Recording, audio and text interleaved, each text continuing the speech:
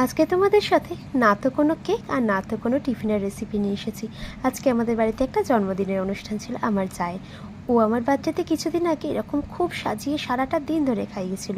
আমি সারাটা দিন ধরে না পারলেও চেষ্টা করলাম আজকে নিরামিষ হলেও ওর বাচ্চাটাকে এইভাবে তো ছেড়ে দেওয়া যায় না, তাই নিরামিষেই কিছু বানিয়ে দিলাম।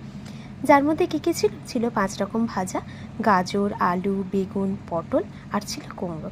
আর তার সাথে একটু মুগ ডাল করেছিলাম, সেটার ভিডিও আর করিনি। আর তার সাথে যেটা করেছিলাম পনির পোস্ত। প্রথমে কি করেছিলাম, ফুলকপিটাকে ভেজে নিয়েছি, আর একদিকে আলু আর গাজর ভেজে নিয়েছি। আর এখানে দেখছো একটু পোস্ত আর একটু কাজু একসাথে বেটে রেখে দিয়েছিলাম, একটু পাতলা পাতলা করে। এবারে সব কটা সবজির মধ্যে সেগুলোকে দিয়ে ভালো করে কষিয়ে নিয়ে যে পনিরগুলো নুন আর হলুদ দিয়ে ভেজে রেখেছিলাম সেটাকে মিশিয়ে দিয়েছি। ফুটে ওঠার পরে একটু কাসুরি মেথি দিয়েছিলাম আর কাশ্মীরি মির্চ, ব্যাস আর কিছু না। এবারে লবণ হলুদ যেমন দিয়ে করে সেইভাবে দিয়ে ভালো করে শাকটা দিয়ে সাজিয়ে পরিবেশন করেছি।